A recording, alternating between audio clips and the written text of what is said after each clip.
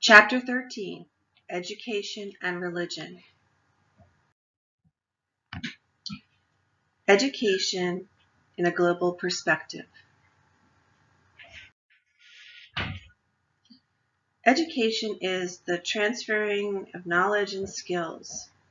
It's a social institution, and just like the family and religion are cultural universals, so is education. A central principle of education is that it reflects a nation's economy and culture. We must master skills and knowledge before being considered for a job, whereas at one time, on-the-job training was enough. According to sociologist Randall Collins, we have become a credential society, which means employers use degrees, diplomas, and certifications to determine who is eligible for a particular job. It serves as a weeding process or sorting device to separate out qualified candidates. By 1918, all U.S. states had mandatory education laws that required children to attend school, because before, most worked on farms and there was no free education. So you needed to at least complete 8th grade or turn 16 years old. With industrialization came the need for more formal education. Free education stops at high school. College is not accessible to everyone. Today, receiving a Bachelor of Arts is more than 2 times as common as a high school degree once was. 2 out of 3, or 68% of high school graduates now enter college. So a bachelor's degree is 2 times as common as the completion of high school used to be.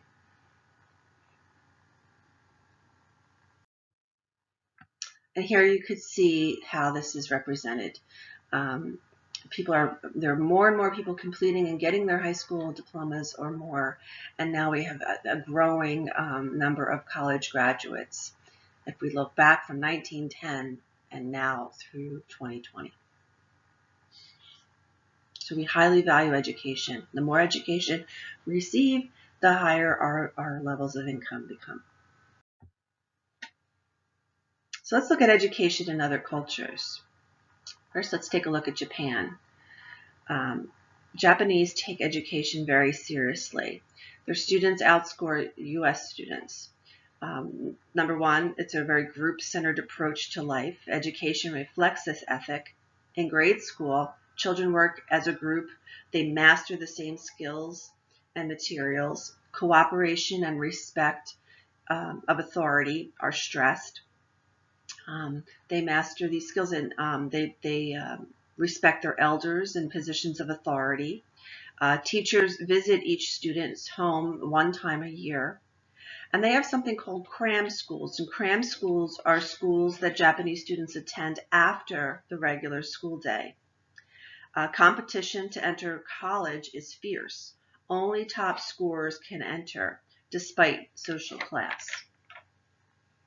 College admission procedures are based on test scores. However, children from richer families are more likely to attend college because those families have spent more money on tutors to help prepare for entrance exams. They inherit privileges. They're born, if you're born into a wealthy family. So sociologists call this cultural capital. Having more educated parents who expect high grades and having cultural experiences, those children often do better.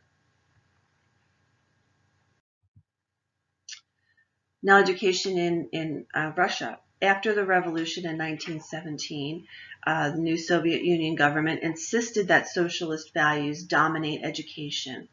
Education is viewed as a way to build support for the new political system. Socialist values dominated. Universal education is offered. Education, including college, was free. Math and science is stressed. Education is centralized. The schools across the nation follow the same curriculum. Today, with the switch from communism to capitalism, Russia is reinventing education. So the change in culture, private religious, and even foreign-run schools are allowed. Teachers are allowed to develop their own curriculum. They're encouraging students to think for themselves. The transition is challenging. School budgets are low, and there's difficulty. It's rapidly changing the values and worldviews in Russia. And next we have Egypt. In the least industrialized nations, students do not get education beyond a few years because their families can't afford, or because can't afford it, or because they see no reason for it. Generally, the wealthy who have the time and money receive an education. In Egypt, before the birth, BC, before the birth of Christ, they were a world-renowned center of learning: physics, astronomy, geometry, geography, mathematics, philosophy, and medicine. After defeat in war, education declined. Today, the Egyptian constitution makes 5 years of grade school free and compulsory. However, there are few qualified teachers. Classrooms are crowded and education is limited. As a result, only 1/3 of Egyptian men and over half of Egyptian women are illiterate. Those who do receive a formal education attend grade school for 5 years, preparatory school for 3 years, and high school for 3 years.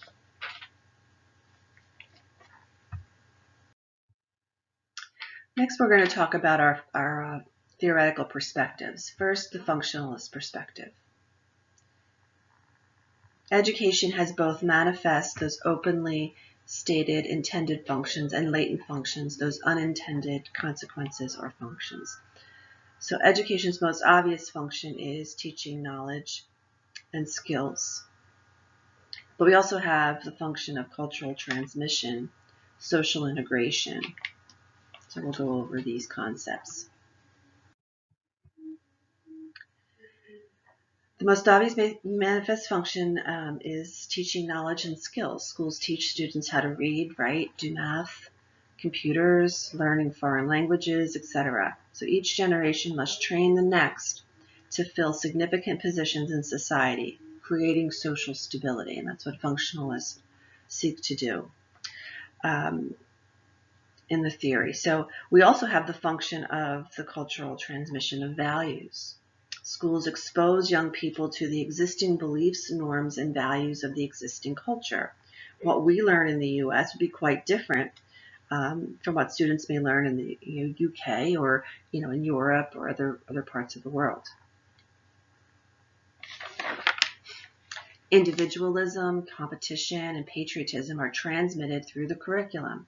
Parents often send their children to schools that model their beliefs and values. For example, private schools, religious-based schools, and charter schools. Next, we have social integration. Schools promote a common identity by transforming a population of diverse racial, ethnic, and religious groups into one sharing mainstream ideas and values. They assimilate immigrants into the dominant culture, promoting a common language. They forge a national identity to stabilize the political system. Schools also offer inclusion or mainstream classes to integrate those with special needs into regular class and social activities. There's also a gatekeeping function or social placement. Sociologists Talcott Parsons and Kingsley Davis and Wilbert Moore are known for this view about social placement, meaning schools sort students on the basis of their abilities and ambitions. This gatekeeping determines which people will enter which occupation. Tracking students into particular curriculum supports gatekeeping. Students are sorted into different educational tracks or programs. For example, general education are the more vocational occupations, prepare students for more vocational occupations. College prep, the local or state universities will prepare students for college, and honors are very prestigious courses. And this affects job opportunities and income and lifestyle for the future individual.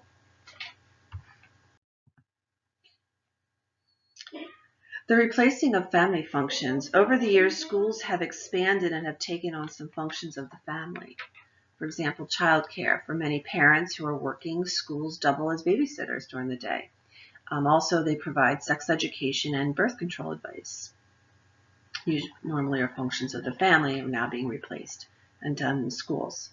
Other functions include things like matchmaking, finding a future spouse or partner in college, or meeting lifelong friends, social networking, connecting with professors, reducing unemployment by keeping unskilled individuals out of the labor market, by educating them. So you're in an education system, reduces unemployment, get those social networks so you could connect for opportunities after school is over, and also the stabilizing of society.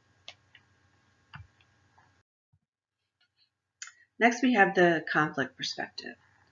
According to conflict theorists, education reproduces the social class structure. Schools perpetuate the social divisions of society and help maintain the dominance of the elite. So let's look at how it does this.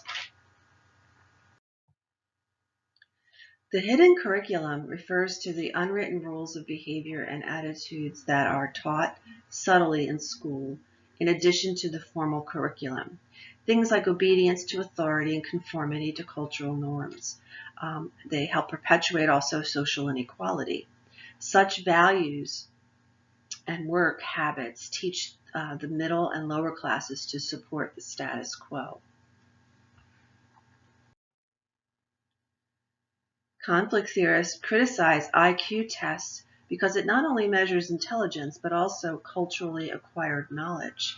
By focusing on these factors, IQ tests reflect a cultural bias that favors the middle class and discriminates against minority and lower class students. They also believe in the stacking of the deck, or unequal funding. Because public schools are largely financed by local property taxes, there are rich and poor school districts. Unequal funding stacks the deck against minorities and the poor. There are high versus low salaries for teachers, whether or not they get the latest textbooks, computers and software, course offerings like foreign language and music and the arts. In all states, according to conflict theorists, the deck is stacked against the poor. With the correspondence principle, this is how schools correspond to or reflect the social structure of society. The U.S. educational system is designed to turn students into dependable workers who will not question their bosses. It is also intended to produce innovations or innovators in thought and action, but who will still be loyal to the social system. For example, working class children are likely to be placed in vocational and general tracks, while students from affluent families are likely to be tracked in the college prep, stressing leadership and decision-making skills. The bottom line is family background. Now, based on research, family background affects the educational system. Regardless of personal abilities, students who come from more well-to-do families are not only more likely to go to college, but also attend more elite schools. And here we see a table that sort of represents this point. Who goes to college? Comparing social class and ability in determining college attendance. Students who have a rich background and score high on tests are 90% likely, but students who come from a poor background, even though they have high scores, are only 50% likely. People who are from rich families but low test scores, 26% are still likely to attend college. But if you're poor and you have low test scores, only 6% have the ability to attend college. Here you see another illustration where parents' income rank and college quality. The higher their income rank, the higher the college quality. The lower the income rank, the lower the college quality. And then we have the funneling effects of education by race and ethnicity, and see how many complete high school. You see more and more and all across the board are completing high school, but a higher percentage of whites. And then of those who complete high school and how many go to college, So this is of those who have completed high school. About 50% of whites, 43% of Latinos, and 40% of African Americans.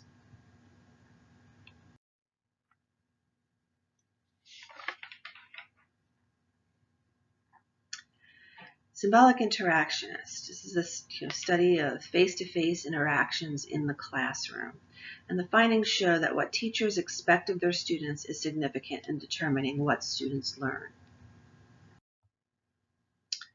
First, we have the wrist research, classic study by sociologist Ray Wrist. He found tracking to begin with teachers. After only 8 days and without testing for ability, teachers divided the class into fast, average, and slow learners. Now, Wrist found social class to be the underlying basis for assigning children to different groups. Students who were expected to do better were the best, and students in the slow group were ridiculed and disengaged from class activities. The labels applied in kindergarten and first grade follow these students through school. Robert Merton in 1949-1968 called this the self-fulfilling prophecy. This is a false assumption of something that is going to happen, but which then comes true because it is predicted.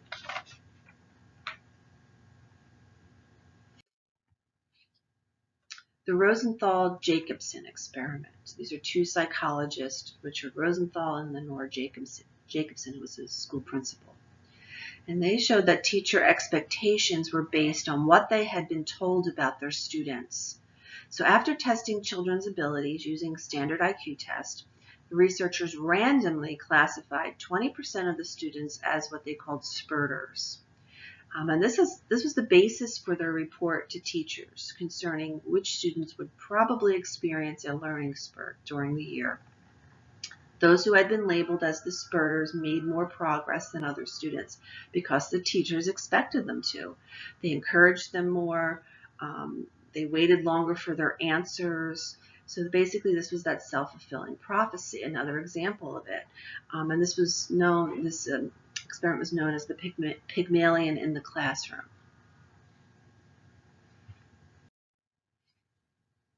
So how do teacher expectations work? Teachers shape the experience the students had within the classroom. And here we have sociologist George Farkas in 1990 who found students scoring the same on course material may receive different grades. Females got higher grades and Asian Americans got higher grades. And this was not due to discrimination. Farkas used symbolic interactionism to learn that some students signal that they are interested in what the teacher is teaching. Teachers then pick up these signals and reward those students with better grades. According to Farkas, girls and Asian American students are better at doing this. Teachers are basically responding to students' behaviors. So we need further research on this area of educational psychology, but there's something definitely worth studying here. Now we're going to take a look at the problems in the U.S. education system and maybe some solutions. A variety of factors have been identified as the major problems facing U.S. educational system today: mediocrity, violence, cheating, grade inflation, and how they relate to social promotion. Functional illiteracy, the influence of peer groups, and violence in schools. First, mediocrity plagues our education system. There's student achievement of the SATs sharply declined from the 1960s to 1980. Educators and Congress expressed concern for this. Schools raised their standards. Math recovered, but not the verbal scores. There have been changes to the SAT. We've seen the SAT maybe now shorter. Students are given more time to answer questions. Also, the analogies and antonyms sections were dropped to make the verbal part a little bit easier. Grade inflation, it appears, has become widespread from high schools to the Ivy League. Some of today's A's are yesterday's C's. And this has resulted in functional illiteracy, which means high school students have difficulty with reading and writing. Students passing from one grade to the next, despite failure to learn basic material. Raising standards for teachers, having higher standards for teachers who come out of schools, raising standards for students. There's an example of Catholic schools. They have higher standards and parental involvement is much more evident, and higher teacher expectations.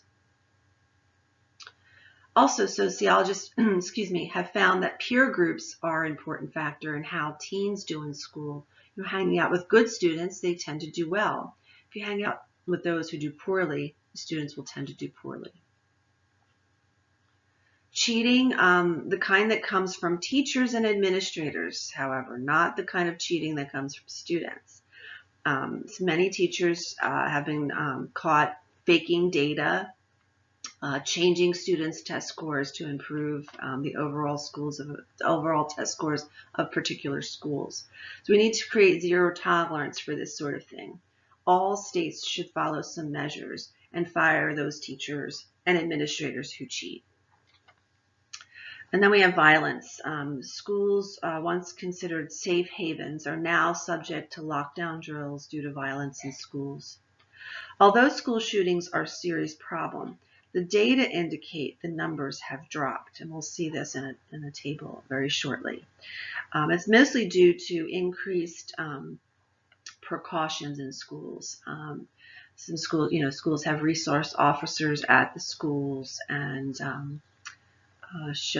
there's also some schools that actually have metal detectors as you enter the building. The need for educational reform. Our education system in the U.S. is flawed. Most of the changes are minute adjustments to the details of a system that needs to be overhauled from the top to the bottom. So here we see what's going on with the national results of the Scholastic Aptitude Test or Assessment Test. See how scores have dropped from 1967 to about 1980 in both verbal and math. Now math has recovered somewhat, but it seems to be dipping again since 2000. The verbal scores are still, they spiked again around between 1980 and 1990, but now has again continued to drop. And when we consider the thought of violence in schools, kept this slide in here to really, show the surveillance cameras at Columbine High School. And I think everybody who thinks of school goes back to this incident. And this incident happened to be based on in-group, out-group hostilities, antagonisms. And these young men were considered to be outsiders or out-group, and they targeted the popular crowd and the jocks and the members of those types of groups that probably they felt were not including them. But again, it was a horrific incident. We've had many others since then, and so I think it's resulted in maybe some students choosing not to become teachers, but also setting up this fear where at one point schools were considered a safe haven for our children. The data do show an improvement, but again, any one murder of a child anywhere in the country is horrific. But if we think critically and we look at data about social life and school shootings, it is a myth that it's exploding or getting worse than ever before, when in fact the numbers are decreasing over time. And this table illustrates murders, and this could have been in school versus even just the child on their way to school. So again, we're taking into consideration, bad neighborhoods that children might live in on walking to school. So the average between 1992 and 2000, there were 29 murders. The average between 2000 and 2010 was 20.4. And then if you look at, these individual years, 2010 to 2011, it went down to 11. There was no data available for 2011 to 2012 school year, but 2012 and 2013 it spiked to 31. And then 2013 to 2014, it went down to 12. So again, there's been improvement as a result of some of these measures that school districts have taken to protect school children in the schools and protect teachers and administrators as well.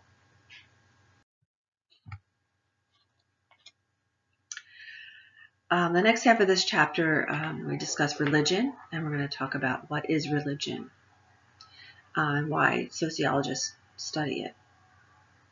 Religion is a cultural universal. It is something that plays an important part in people's lives. And so sociologists analyze the relationship between society and religion and study the role that religion plays in people's lives.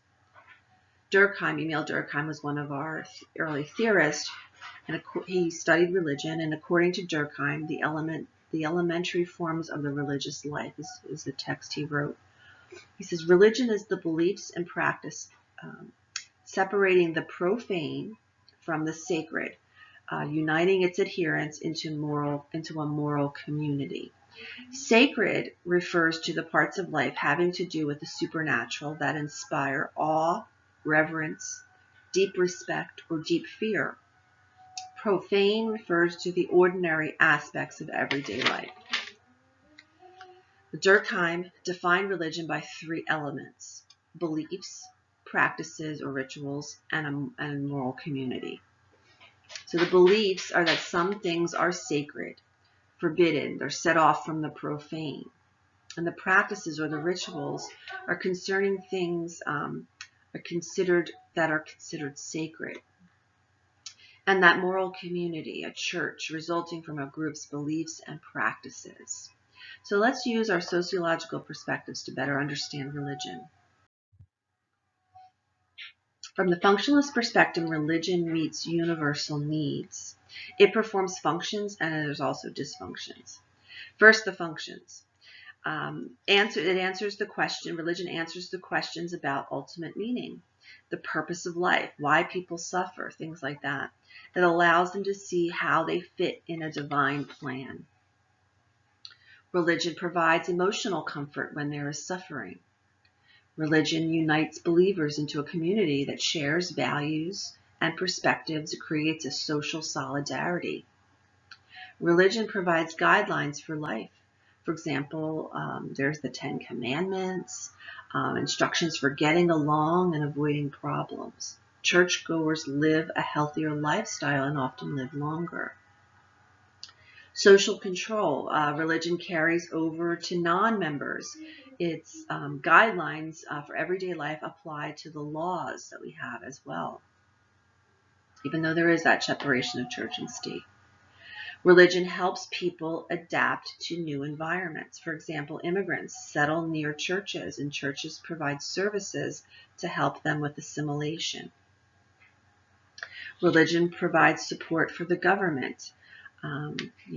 There's the saying, one nation under God, but many churches do provide support and services if there's a natural disaster and the government needs help in certain areas of the country.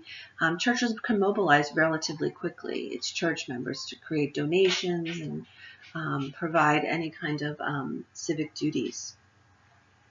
Religion is at the forefront of social change. If you think about, again, the civil rights movement, Reverend Martin Luther King in the 1960s, here is a church pastor who is now at the forefront of social change. Now, religion also does serve a dysfunction. Serves often as a justification for religious persecution. Like during the Inquisition, 1100 to 1800, Roman Catholics were burned at the stake, accused of heresy. In 1692, Protestant leaders in Salem, Massachusetts, executed men and women accused of being witches.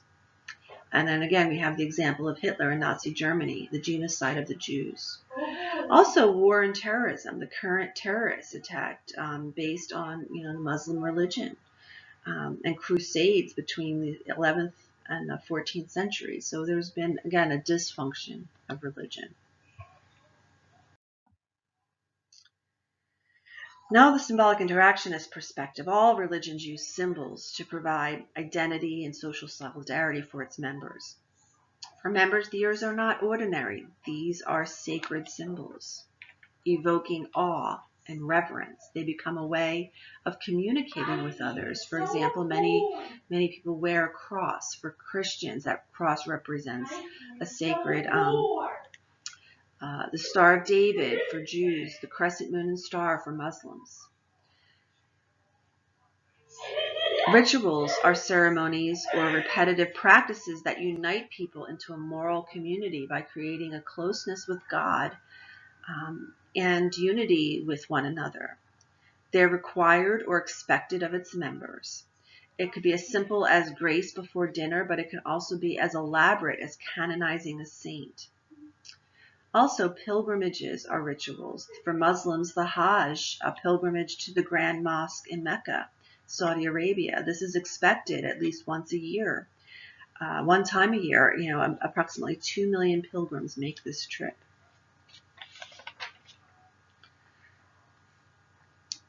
Symbols, including rituals, develop from beliefs. Beliefs are statements to which members of a particular religion adhere.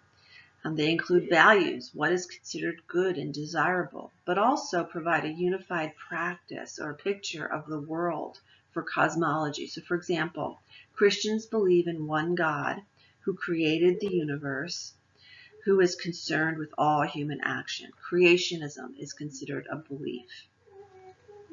Now, fundamentalism is a strict adherence to fundamental religious doctrines, that is, a literal application of scriptures or historical beliefs to today's world. It's first applied to Protestants, but it's also Roman Catholics, Islam, and Judaism. Religious experience is a sudden awareness of the supernatural or a feeling of coming in contact with God. Usually it's a turning point in one's life.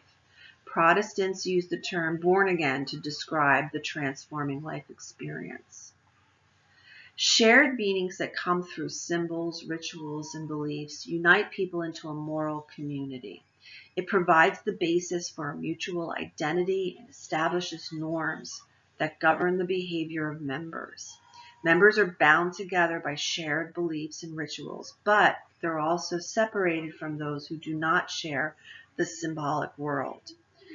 Removal from the community is serious for those whose identity is tied to that community, so they can be excommunicated.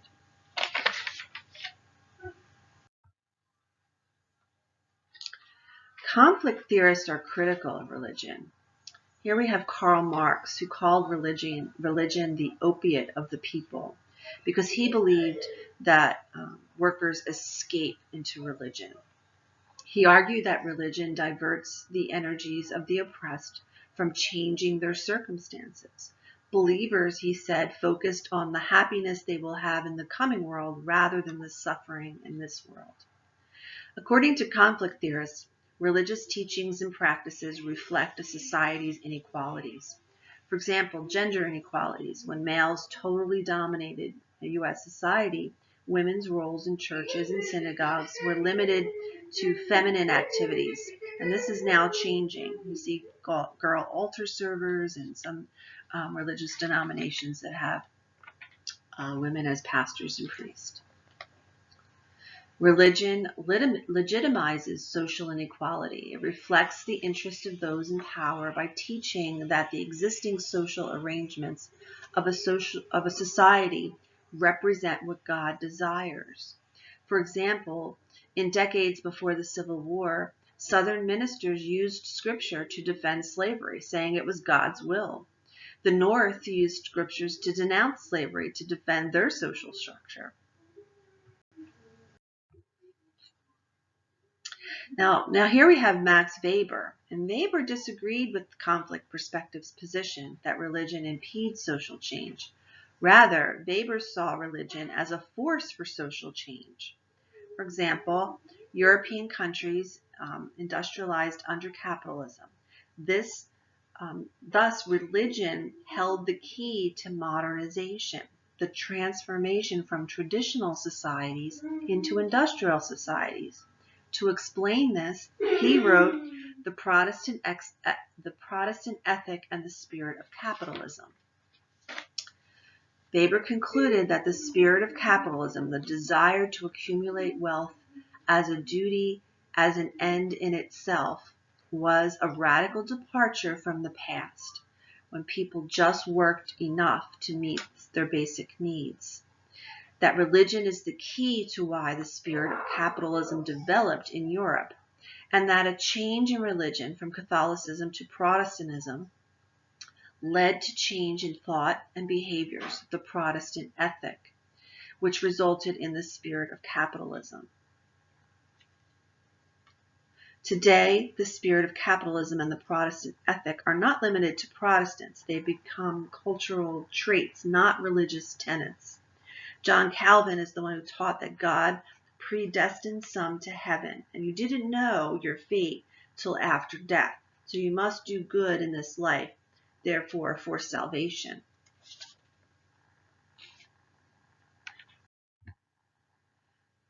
Now we'll talk about the types of religious groups. And these types are determined by size, by power, by the degree of commitment, and by historical ties to other faiths. A cult is a new religion with few followers that maintain teachings and practices that put it at odds with the dominant culture and religion. All religions started as cults. They begin with a charismatic leader who exerts extraordinary appeal to a group of followers. For example, if you look up the history of Jim Jones and the Jonestown event, and what happened, the horrific ending to that particular cult. The most popular religion in the world, Christianity, began as a cult, and so did Islam. Each cult meets with rejection from society. The message given by the cult is seen as a threat to the dominant culture. The cult demands intense commitment, and its followers pull away from non-believers. Most cults fail because they are unable to attract a large enough following. Some succeed and make history, as did Jonestown. And there's others. There's the Heaven's Gate, if you want to look up some others to kind of get an idea of what these cults might have looked like. There was also Waco, Texas, that was considered a cult as well. Anywhere you see these religions really pulling away from other people, secluding themselves. A sect is larger than a cult, and its members feel hostility from and toward society. Sects are usually loosely organized and are organized to renew what they consider the original version of some faith. Now, some are short-lived. The emphasis is on personal salvation and emotional expression of one's relationship with God. And they work towards recruitment and new members. Evangelism is a goal of theirs. If a sect grows, its members tend to become respectable in society, and the sect is turned into a church. Some examples are the Hutterites, or Jehovah's Witness, and Seventh-day Adventists, and even the Amish. A church or denomination is a large, highly organized religious group with formal, sedate services and less emphasis on personal conversion. It's highly bureaucratized. Most new members come from within church. Children are born into their existing faith. An ecclesiae is a religious group so integrated into the dominant culture that it is difficult to determine where one ends and the other begins. They're often called state religions. The government and religion work together to try to shape society. No recruitment of members. Citizenship makes everyone a member. You're born into this. So it is an ascribed status. The majority of society belongs to the religion. So you have like the Church of England, the Lutheran Church in Sweden and Denmark, and Islam in Iran, Iraq. They're all ecclesiae.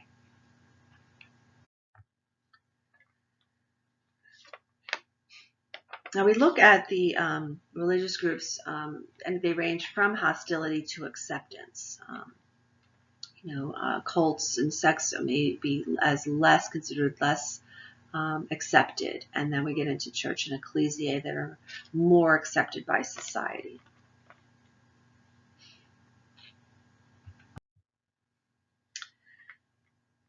In the U.S., religion's membership varies by region, by social class, by age, and race and ethnicity. About 65% of Americans belong to a church or a synagogue. Significant number. Each religious group draws members from all social classes. Some are more likely to draw members from the top of the social classes and other from the bottom. The most top-heavy are Episcopalians and Jews. The most bottom-heavy are Baptists and evangelicals. People who change social class are also likely to change their denomination. All major religious groups draws from various racial and ethnic groups. However, people of Hispanic or Irish descent are likely to be Roman Catholics. Those of Greek origin are likely to be Greek Orthodox, and African Americans are likely to be Protestant or Baptists. Although many churches are integrated, there is still much segregation along racial lines. And this is based on custom, not on law.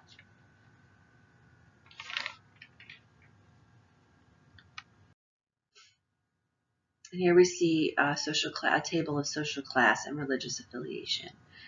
There's family income, education, and occupational prestige.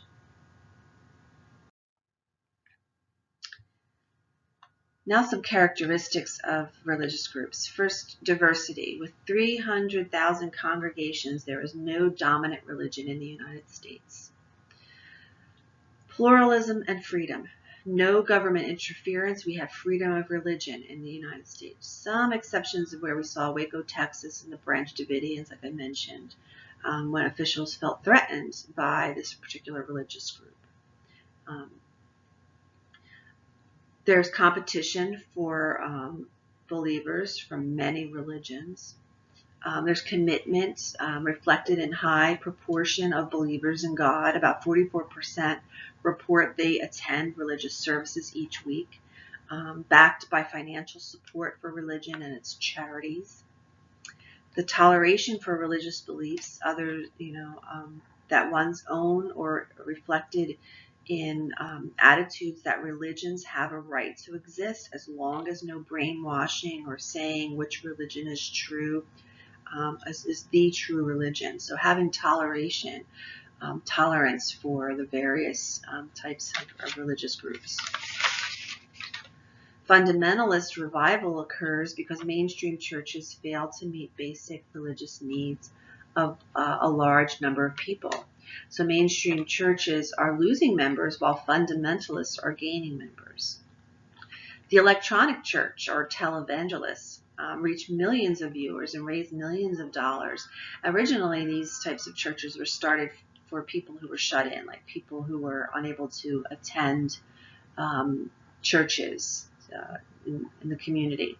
Joel Osteen is very well known today. Back in the day, there were the Bakers, Tammy Faye Baker and Jim Baker. Religious groups now maintain home pages in the internet, discussion groups. They have Facebook pages and social media and Twitter accounts and even YouTube sites. We've seen that predominantly happening with this the lockdown and the quarantine with the coronavirus. Now that people are shut in, and many churches and religious groups are utilizing social media to promote and to show church services through those mediums. And many people have been turning to those sites for comfort and support. Secularization is the process by which worldly affairs replace spiritual interests. And this occurs when religion's influence is lessened, both on a society's institutions and on individuals. Secularization of culture is the process whereby religion has less influence in society, the separation of church and state. It's mainly due to the spread of scientific thinking, industrialization, urbanization, and mass education that reflects modernization. So even though the culture has secularized, religious participation remains strong. That's why many sociologists are still so interested in studying the effect and the influence that religion has on individuals. This large social institution. why so many people adhere to some form of religion.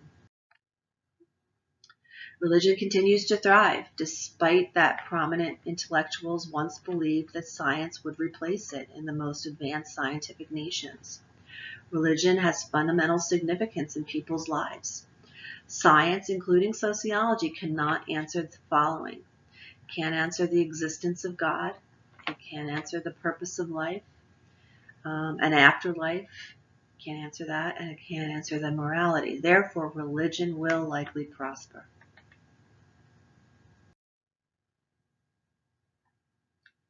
In this table, you'll see how many Americans age 18 and older identify with religion. And as you see, as I mentioned, there are a significant percentage that do so.